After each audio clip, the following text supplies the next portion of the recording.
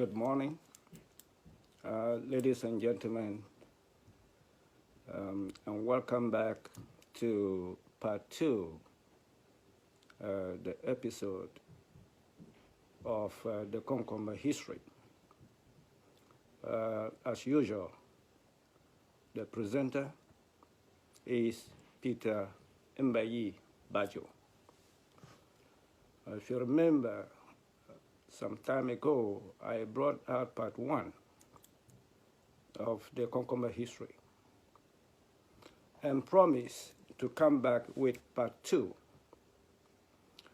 that will be dealing with the policies of the colonial governments and subsequent governments and how the Konkomba authority was forcefully taken away and put under the Gomba control. As usual, like I said in the past, that some of these things are going to be emotional. They are going to be provocative. I will be critical on those authorities that need to be criticized, whether in the past or current.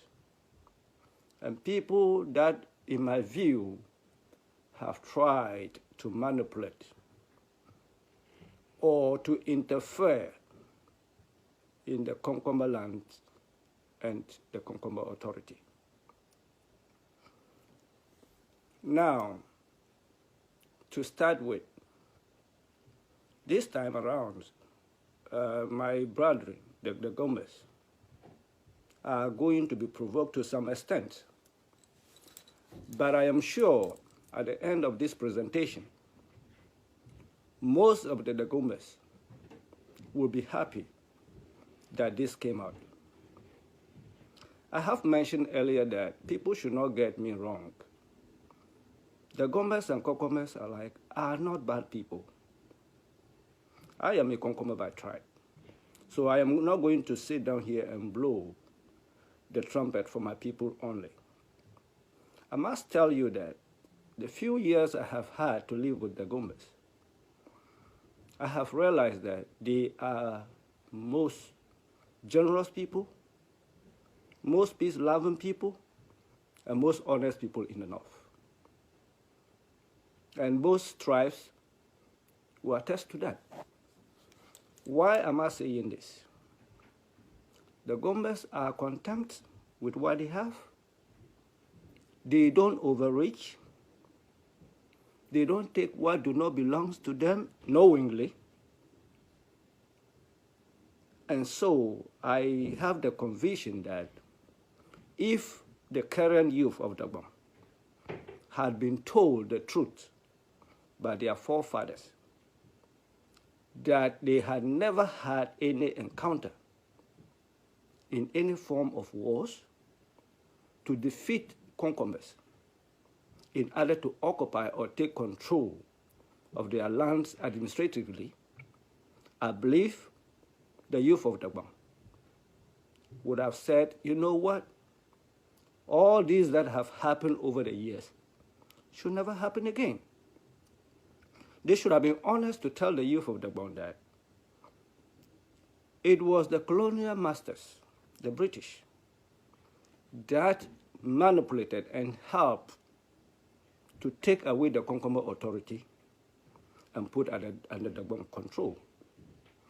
And also the lands of Konkombas that are being managed were forcefully put administratively under the Konkombas. I think that this discussion of disturbances between Konkombas and the Konkombas in the North would have been a thing of the past. And I am sure that I'm going to bring out some of these examples for those who want to know what actually happened in those days, to be able to make their own judgments.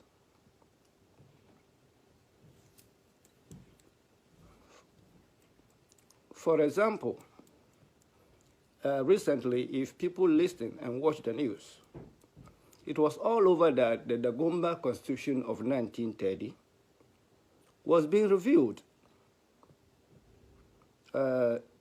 people who are interested or who were interested and have paid much attention to it have made their own conclusions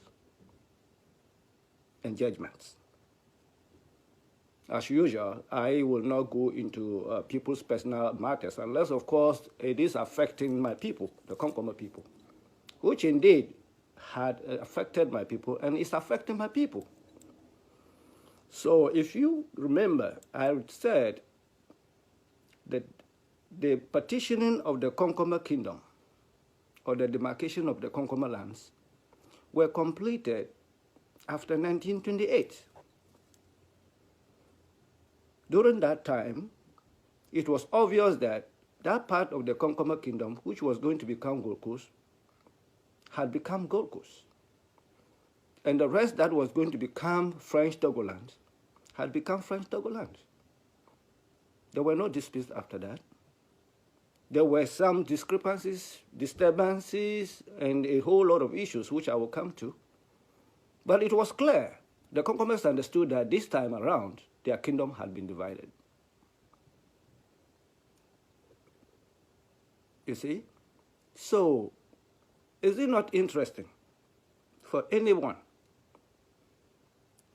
after all the facts of the Gbon kingdom and the Gbon history, dated back to the 1300, 1300, whatever BC or AD, I don't know, that they had had kingdoms and lands and authority? Is it not interesting that all that time there was no constitution? There was no the Gomba constitution. And so it is obvious, or it was obvious, that Konkombas were not part of their authority. Konkombas were not being controlled by the Gomes before 1930. And I want somebody to come out and challenge me and give me evidence to show that before then, these lands were being controlled by the Gomes. So now you can make a judgment of your own that if the Gomba Constitution was born in 1930, it clearly shows that after the demarcations, that the Gomes had connived with the then colonial masters, the British, to forcefully put Konkomba lands and control under their administration. Anybody can challenge that, but that is a fact. So the Gomba Constitution was born in 1930. The demarcations of the Konkomba Kingdom and lands were completed in 1920. So there's no doubt that there was that ploy to put that part of the Konkomba land, which fell under Gold Coast, under the Gomba control. You see? So if 1930, that was the Gomba Constitution, it clearly shows that Konkombas were not part, even though their purpose or intentions were to put Konkombas under their control. To some extent, administratively, they thought they had achieved whatever they wanted to achieve. And some of these things are the woes of the disturbances in the northern region up to date, between the Konkombas and the Gomes. See, so it seems that was going to work for them, but clearly it wasn't working. So leading up to the 1940s, thereabouts, after their constitution, all the way to the 1940s, there were still resistances and a lot of aggression, especially in the Sabuba enclave. By then, that of Sangul area had calmed down. That of Sangul area had calmed down. And so the emphasis or the focus was not on Sabuba area. So they were now trying to now put all the lands and the Sabuba area under the Gbon control, or the Gomba Constitution, as they term it.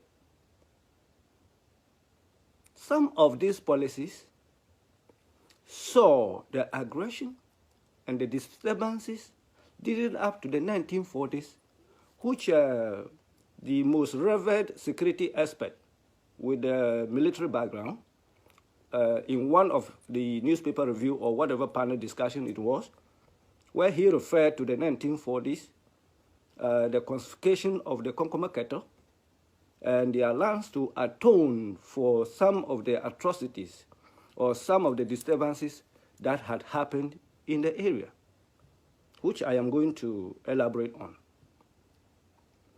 You see, it means that even though that Dagbon Constitution was formed, it did not serve the purpose that the Dagombas thought it was going to serve, because the Konkombas were still resisting. And part of that history, most of that history that I'm coming to, happened in the Sabuba enclave. People may have heard of it. I don't know, some may have heard of it, they just didn't care about it. And they didn't know that those things or those policies were the root causes of the disturbances in those areas up to date. And this will bring to the topic of why most of the skins, the Konkomba skins in Sabuba area, are under the Sansona directly and not the Yana. Are we proud of those developments? No. But do they have meanings? Yes, they did, which I will come to. I may be everywhere trying to put the pieces together. Some may have come before the others, but they will come the way I will put it. And just for the purposes of people who will want to learn, they should go in there, do research, and find out and put the puzzles together. Because I am saying this all from my head, and I'm going to put them together as I know them. So, like I said, I will tackle the authority of the Sabuba area skins falling under the Sansona. That is the chief of Sanson, and why they were not directly under Yana. See, the Konkombas in that enclave resisted every form of the colonial masters' invasions and intimidations. The Konkombas were not listening to the colonial masters, nor were they listening to any Dagomba authority, including the then Yana.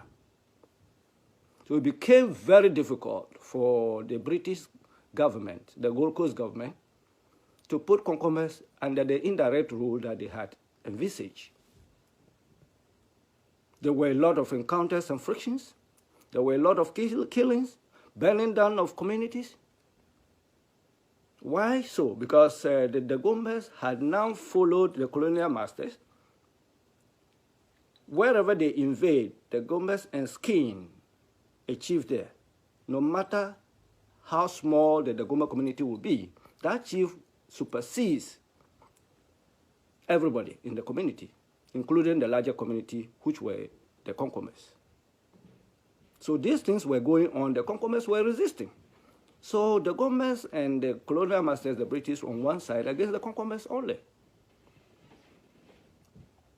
You see, to the extent that Konkombas were not cooperating with anybody. So it became very difficult for the British government to now rule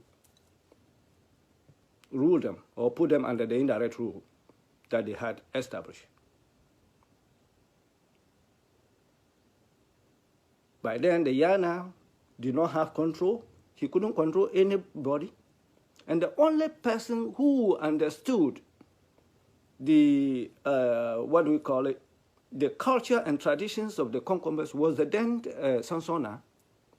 Among the whole lot of people that, the kings that were around the Dagomba area, it was only the Sansona who understood who the Konkombas were and what they stood for. And the Konkombas were not listening to anybody. They were not cooperating with anybody apart from the Sansona. The history is there, and people should look at it. It was not as if they fought and conquered Konkombas and now put those kings under the Sansona. It was a mutual respect and understanding between the parties. Because the Konkombas saw him as the only genuine person among the Dagombas who was trustworthy to deal with. So the British, after having done all this without any success, concluded that If the Konkombas were ready to work with the Sansona, why not? They candidly or skillfully put all the Konkombas skins under the Sansona, led by the Sabuba skin. So if somebody is sitting somewhere and doesn't know why the Sansona is skinning Sabuba area chiefs, including the paramountcy of Sabuba and not the Yana, then you should not go beyond what I've just told you. Those documents will be there for people to review. I may not have seen them, but that is what it was. It was not any kind of war or friction that put those skins under the Sansona. It was a mutual agreement and respect. And the British had no choice than to do that. So if today there's a dispute between the Sansona and the Yana as to who skins chiefs from Sabuba area, and it goes to any kind of arbitration, the Yana is going to lose. Because those things are binding in the old books, which have not been reviewed. They are still binding because they were not reviewed. You see? So those who are interested to know can find out. Were Konkombas happy about that? Are we happy now? We were not, and we are not now.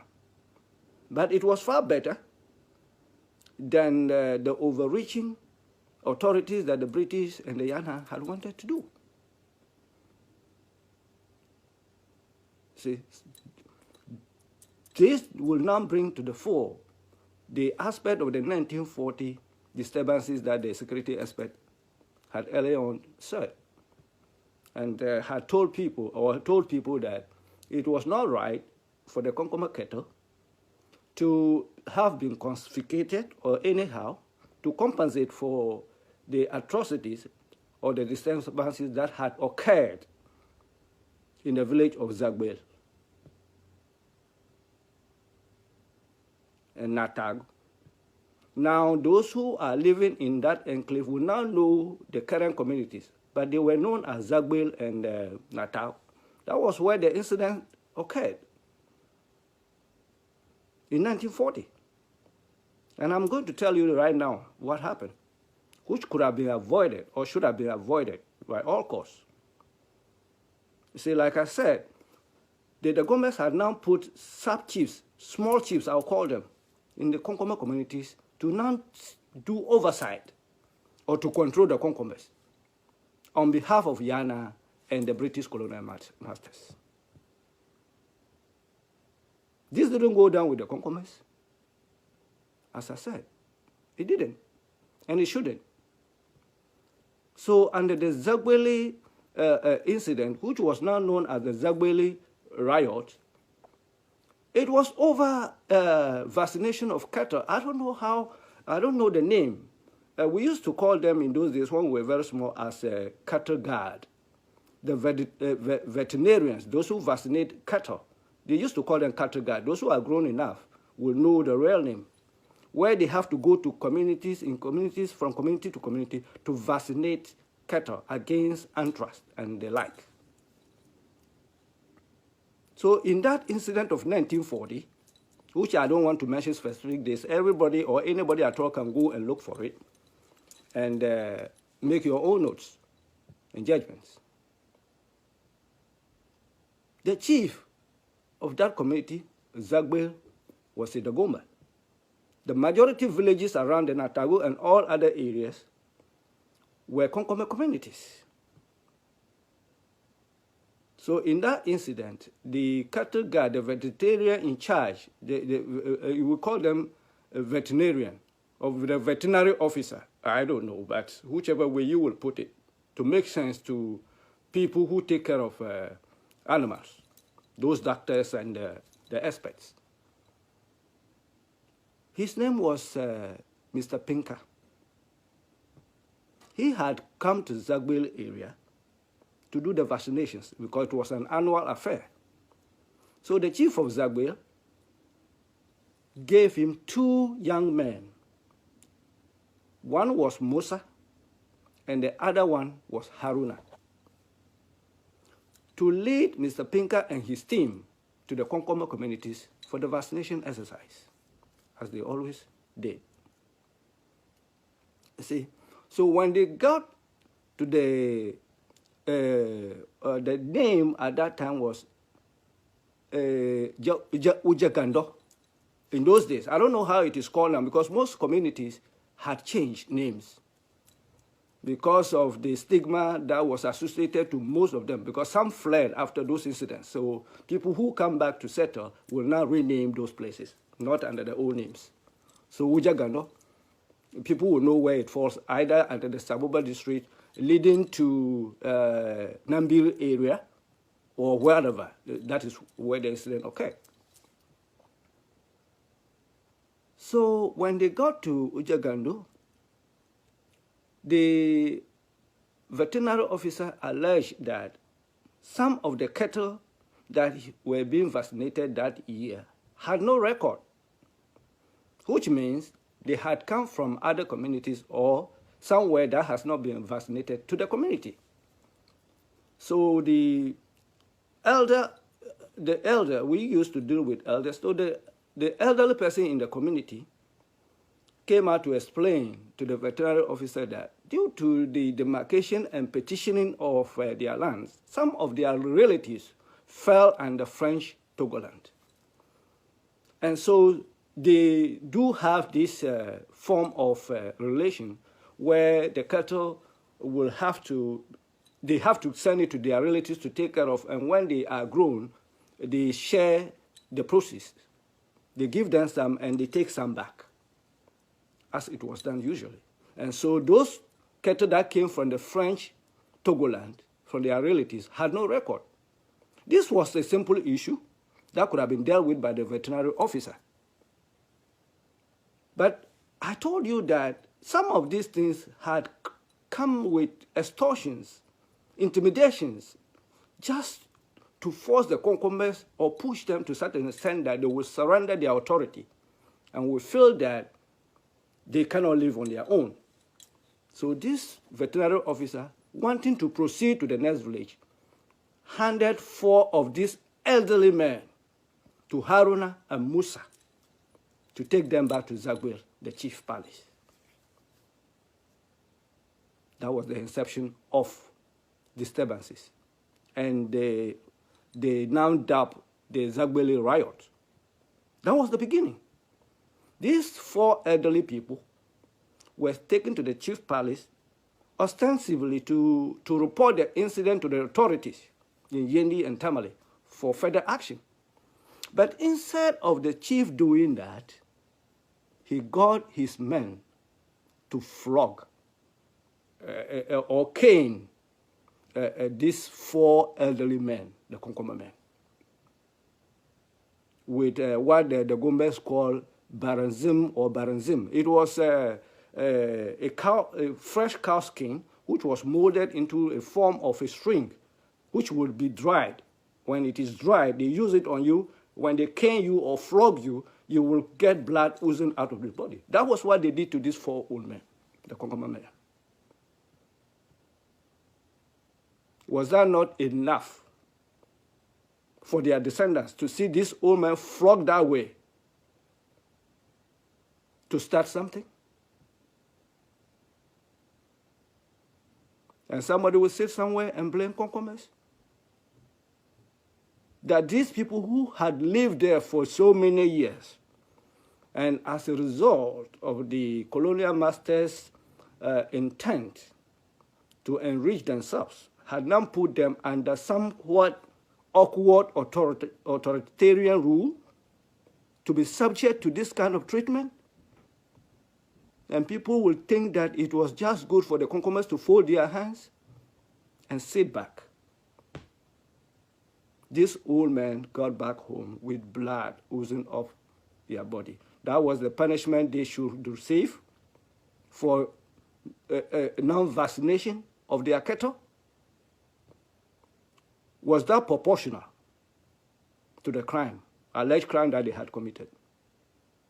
So if somebody will not ask, so was that proportional again for the Konkombas to have come in retaliation? That is left for somebody to judge. Any kind of action which is deemed unnecessary will have a reciprocate, which will be the reaction, which might not be proportionate enough too. Did we like what happened? No.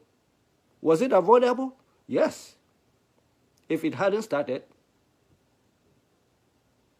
these were what Konkombas were going through.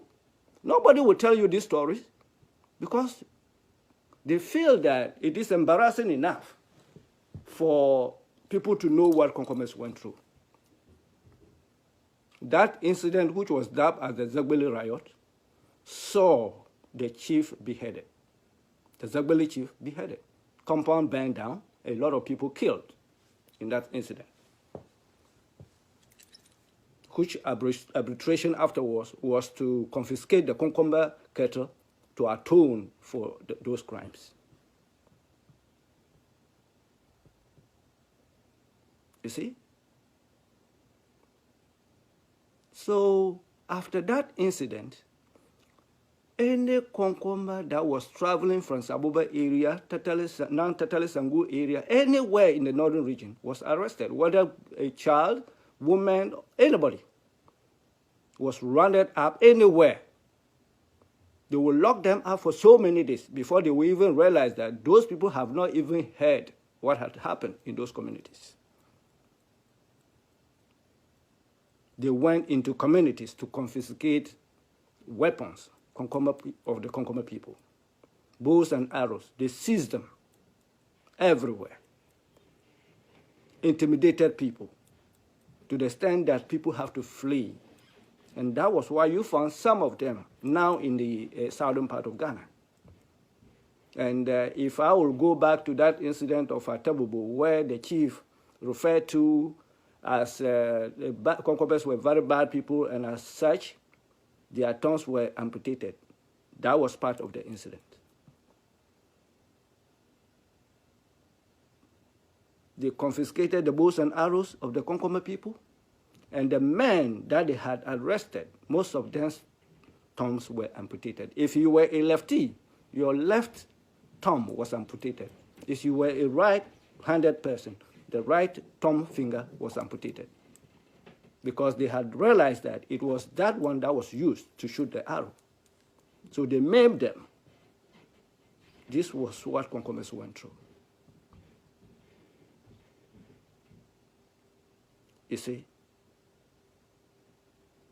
And people will just sit down somewhere and think that for the purposes of politics and maybe the bag of rice and some tin tomatoes that any political party or candidate will give it to you, somebody will, will senselessly make a mockery of a tribe that had undergone through this kind of torture. They will try to protect their land from foreign invasion. And these were the prices they paid.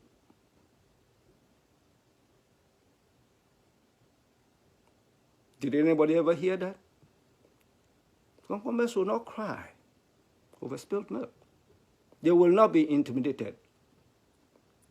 Not by anybody, including the white man. You see? So now, these things went on to the extent that the district commissioner at the time, because the Konkombas were not giving up upon all these intimidations, they were still going forward, doing their daily activities and protecting their land from foreign invasion. The district commissioner on the 17th of September, 1940, wrote a letter to the regional commissioner by then and told him that the Konkombas were like amusing children. Amusing children. I don't know what that means, but clearly, he said, due to that, Konkombas do not deserve any leniency. What an impudence of a stupid commissioner. In the quest to enrich yourselves and to take people's land, where they had to fight to the last drop of their blood, this is the way you describe them? They were living there for so many years without any form of intimidation. They didn't know any white man. So if you had come there, what did you want there, by the way, if not to extort and to enrich yourselves? And you term the indigenes as amusing children who do not deserve leniency. From who? From who? Leniency from who? They didn't invite you to their communities. You went there. These were what Konkombas went through. And that resulted into most of their authorities taken away from them.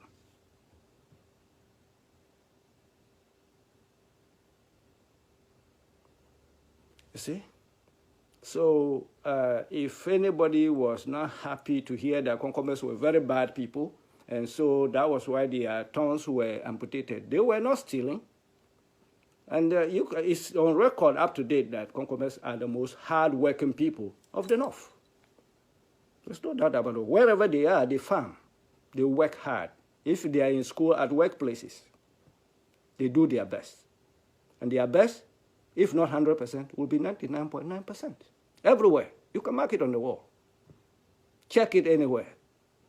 We're not with that standing today. I would say, that is not to say that with the growing cultural assimilations, there are not some few bad notes in there. They are. And that will be the 0.9, maybe. So 0.1 will be the bad notes in the Konkomba communities. And we should be proud of our people. You see. So Konkombas were not into war or any form of disturbances there. They were only fighting for their land, the land that they had occupied for years.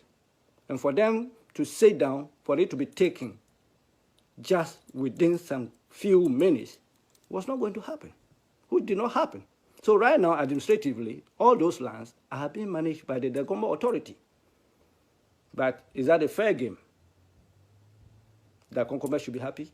No. Those things have to reverse. It has to go back to the way they were before the white man came. So all along, when I mentioned the Dagomba Constitution, the current now Dagomba Traditional Council was known as Dagomba State Council. It was known as the Dagomba State Council. This will tell anybody that the Konkombas were not being controlled by the Dagombas. Because if it was the Dagomba State Council and we are not the Dagombas, why should we care? You see? So with those stories that had come out that the Dagomba Authority Kingdom under the 1400s had embodied the Konkombas and their allies wasn't true. It wasn't. Because the statistics are there. Those institutions that were named were mainly the Dagomba constitutions, the Dagomba State Council, which was later on turned to be the Dagbon Traditional Council, which we have today.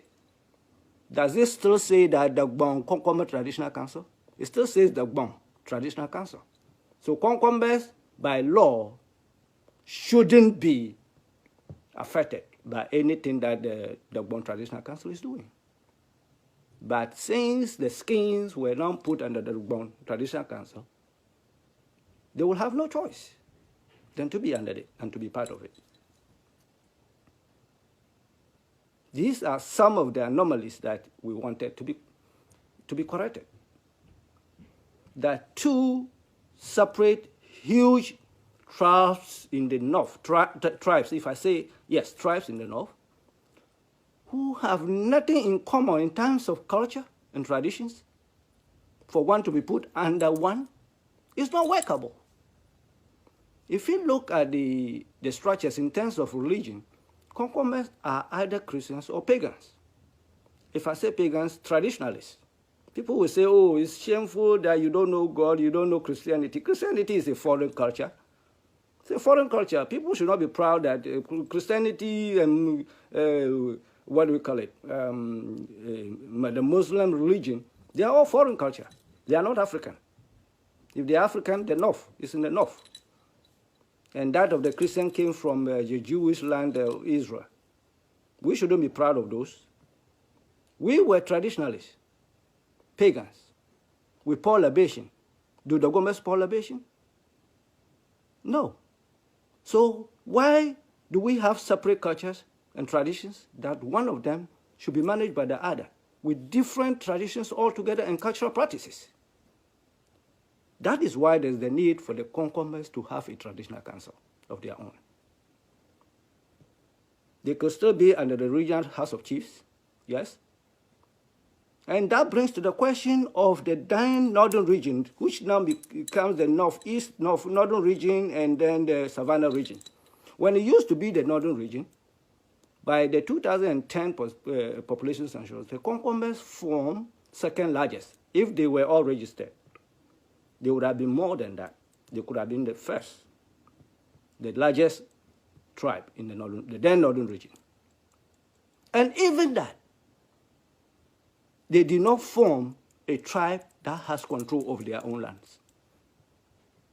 And that formation, the Dagombas had the Dagbon Traditional Council, the Gonjas had their various traditional councils, the Mamprosis had a traditional council, the Nanumbas had their traditional council, and they were all under the regional House of Chiefs. Why not the Konkombas, the second largest in the region by then? And somebody will sit somewhere and just feel that Konkombas are making noise for nothing or for no reason. Now that it has become much smaller, which Konkombas we believe still form either the largest in terms of population or second largest still, needs independence. And that is the Transitional Council of our own. That should be now. And clearly, there cannot be any region at the moment. There cannot be any new region. But if we have our Transitional Council like it was, and they had their Transitional Councils and they were all under Regional House of Chiefs, we can still be under the Regional House of Chiefs, but with our own Transitional Council. That is what the authorities should be looking at. And since I'm not a politician and I'm not a fan of any political party, I am not going to go there because all political parties know what they need and what the strength of the Konkombas are. Yes, but for the purposes I told you, I will criticize, I will commend, I will give commendations where they need be, I will. And that is not going to be political. It will be political, but I am not going to be partisan. I will tell in brief all the political parties what you have done for Konkombas and what you need to do. All tribes in Ghana need the national cake in terms of development and in terms of appointments. So in the past, people who follow critically the Konkomba voting pattern will realize that during the JJ regime, Konkombas were mainly NDC, PNDC, NDC. They voted alongside the NDC. Why? Just for a few things that I will cite. Not during the JJ regime, I come from Tetele Sangul, as I always said. You could come to the river Oti at Sabah area and sleep there for 3 days because there was no bridge. So when that short bridge, which was constructed by the colonial masters, overflows eastbound, you will have no choice than to sleep in the mosquitoes under the other side of the river for 3 days before you could get to Yendi, just 40 miles. The former president, now late, constructed that bridge that you see, that we have no season. You cross it anywhere, anytime you like. Was that not commendable enough for Konkombas in that area to be voting NDC? The Palaba area, the road, the bridge at Palaba, was constructed by the same former president, J.J. Rawlings. Was that not enough for them to vote NDC? The Damanko area was constructed by the former president, J.J. Rawlings. Was that not enough for the Konkombas to vote for NDC? You know how many lives that we have lost in those enclaves during the floodings? You see? So they saw that somebody was looking for their welfare. That aside, when the former president Kufuor came, he started giving appointments to Konkomba key members who were in the MPP. That was where we saw Deputy Regional Minister for Volta region for the first time, a Konkomba being a minister in the Volta region. And then we had the first time a Konkomba being the regional minister of the Northern region. There were enough to entice Konkombas to now turn to MPP as well. because the national cake can be divided in any form. You see, so if I sit down here and say I'm not going to be political, I'm lying, because I know what both political parties have done for the Konkombas. Now, during the Mills Mahama, former president's time, they did their part. I did not see much of the infrastructure development under the Mills Mahama in the Konkomba areas, apart from the fact that I heard that road to Saboba was under contract, which didn't see any light as of now. In terms of political appointments, they had our main political players, seasoned politicians like the Mabengbans, the Biljos. The Mabengbans wasting in Angola, seasoned politician who could have been a cabinet minister with a lot of experience and intellect, was wasting in Angola. And you had the Harunas. He's a learned guy, but he's a very young politician. They were the cabinet ministers. Konkombas did not complain. Did we? We didn't. But we were watching. And some of us, like me, I said people were happy that the Mabengba was sent to Angola as an ambassador. That wasn't something I will be happy about, because he was more than that. He needed a cabinet minister to help his people. And NDC should have known better. If you have the opportunity to come back, watch what I'm saying. Now, the current administration of Nana Akufo-Addo came up, and people are seeing it. People are seeing what he has done in terms of, what do we call it, political appointments. Has he not done enough? I am not going to be sincere with you, I'm not going to talk about the economy. I'm not an expert in that. People, Ghanaians should judge that, and I'm not going to go there. But we are okay with what he has given us so far. So if any political party like the NDC, former President John Mahama, which you have the potential to come back, if you ever come back, Konkombas are not going to get less than what we have right now. We are not going to get less than that. You could give all the tribes in Ghana, give them their fair share. We are not worried, but we should get our fair share too. Because under this current regime, we have gotten our fair share. We are not going to be happy that other people didn't get their fair share. They should be given their fair share too. But we should get our fair share under any dispensation of any level of governance. And now to our roads. Now to our roads and infrastructure. The Tatale Yendi road, Zabzugu through Zabzugu, has not seen any facelift, not to talk of asphalt or tar form of any form. This is a commercial area. The roads leads directly to Togo. Saboba area, during flooding, nobody can go there.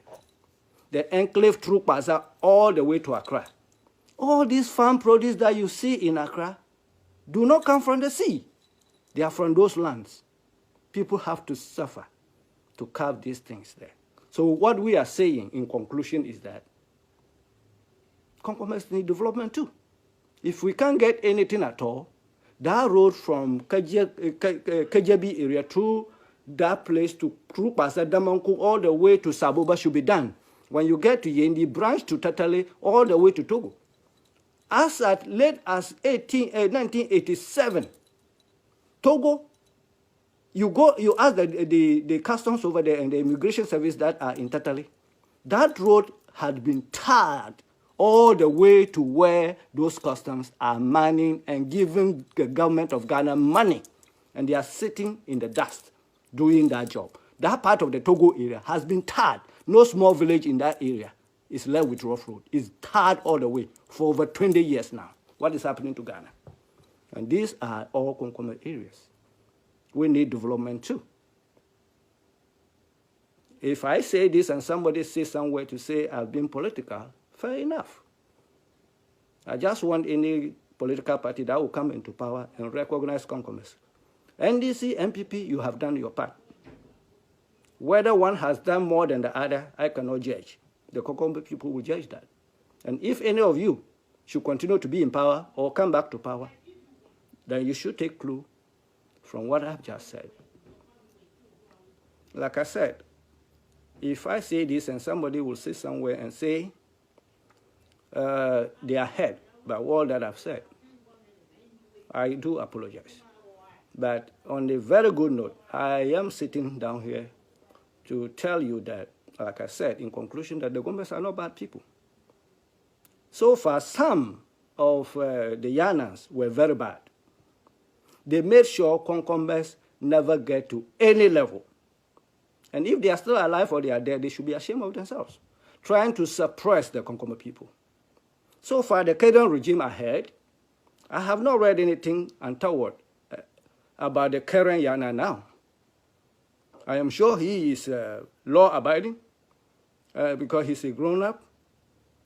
He is an experienced person. So far, I haven't heard anything, any policies that he is putting in place to suppress the Konkombas. And can he keep it up? Yes, he can. Yes, he can. He should know that Konkombas are not his enemies. Konkombas are ready to work with him.